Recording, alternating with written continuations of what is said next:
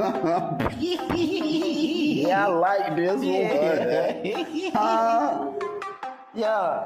What the feezy? What the feezy? What the feezy? What the feezy? What the feezy? What the feezy? What the feezy? What the feezy? What up, though? What up, though? What up, though? It's your boy Billiam. We are back with part 2 of prison hustles every inmate needs.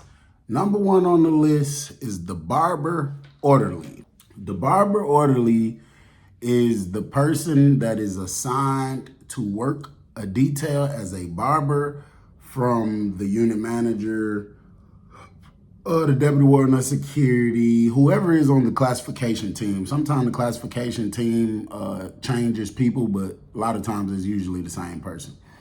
The barber orderly works in the barbershop, or sometimes they'll take them around dorm to dorm cutting people's hair.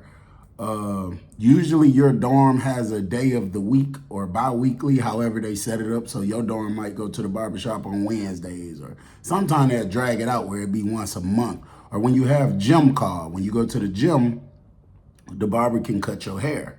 And the thing about that, usually the barber orderly don't charge you. They'll try to sometime, but most of the time it's a staff member right there watching them.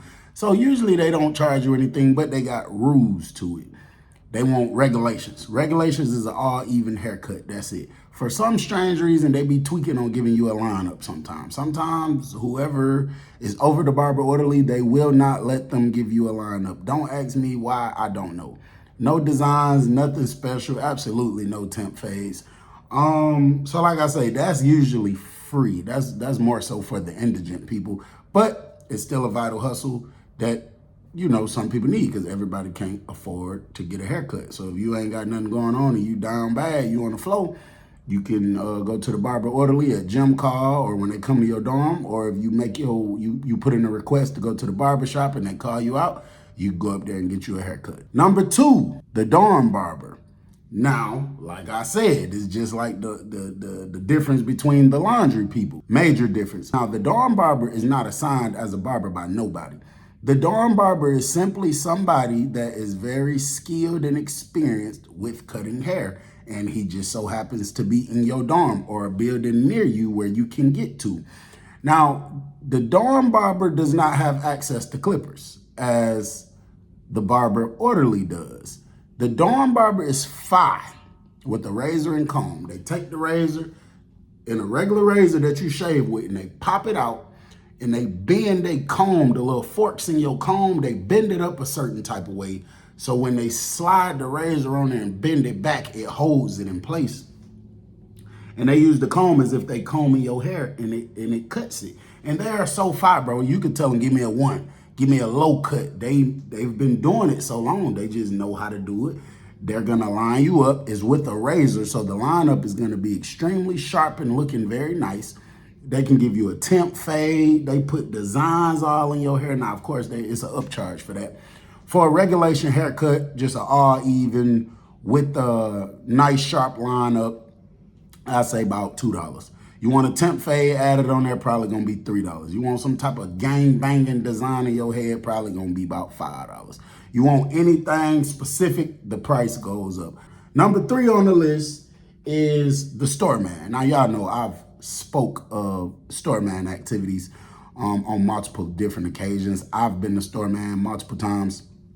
And like I said, that's just a very important hustle. Very, very important. Every single dorm needs a store man. You got to think like this. Everybody don't do drugs. Everybody don't smoke Chris Brown CDs, Al Green CDs. Everybody don't snort that stuff. It's a lot of stuff in prison that everybody don't do, but everybody eats food. Everybody. So the store man, depending on how he do it, the average stuff, if you only getting 1 item, it doubles because it's only 1. What else? How else can I charge you? So if you go to the store man and get 1 honey bun, he wants 2 back. But a lot of time, if you go get 2 honey buns, he wants 3 back. So it makes more sense to go and get more than 1. You got some store men that's doubled up. They don't give a damn what it is. If you want 5, they want 10 back. They'll double down on you like that. But the store man is if I was doing this in order, the store man would probably be somewhere at the top of the importance list, because that's a very, very important person inside the Georgia prison. Number 4 on the list is a chain gang lawyer. Now, I've spoken this a little bit, probably haven't went too deep into it. You got people that have studied the law for a long time. You got people that has filed so many motions for their self that when it comes to certain things, they know exactly what they're talking about. And you can tell them anything about your case. Sometimes people give people their discovery packet, which is everything that the district attorney had on you to, put out a warrant or whatever else. It's something else I'm thinking. I can't remember the word. And it'll be like a stack of papers this big, depending on how big your case is. And you give it to the chain gang lawyer, and they'll go through and read everything, and they'll take all their notes. And when they're done going over your case, they'll let you know this is what you need to do. We need to file a motion for this. We need to file a motion for that to the courts. We need to file a motion for this. And these people done it for so long, they know exactly what they're doing. It's just, a lot of times, the people who file with it, they're fucked on their cases. There's no loopholes.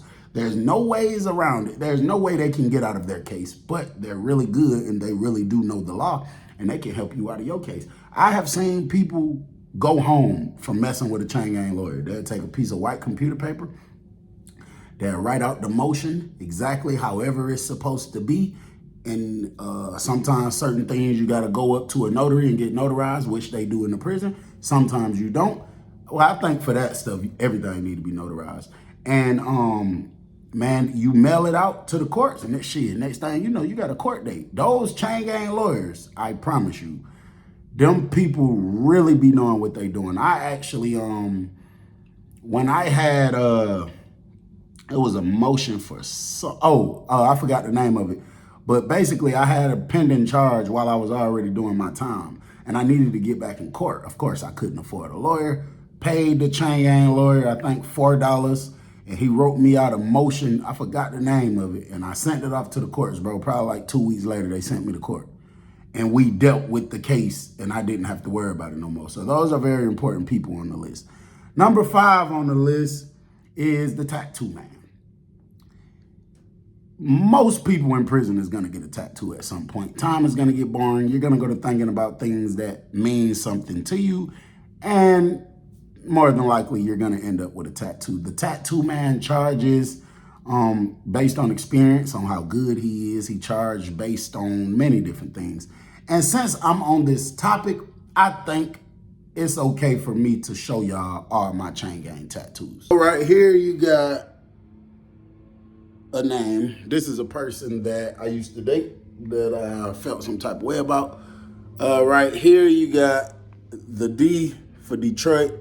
I got that in prison. Going across my stomach, it says stack or starve. Yes, I have 3 nipples. Don't say nothing slick. I got that done in prison. I got some more work on my chest, but I don't really feel like taking off my tank top. So the tattoo man, they charge different based on what you want. So the guy who did this name, he charged me $1 per letter. The guy who did this D, I think he charged me $9. The guy who did the tattoo going across my stomach, I think he charged me $20 in food. The bigger pieces, the more it's gonna cost, but it's still far, far, far cheaper than if you were on the streets.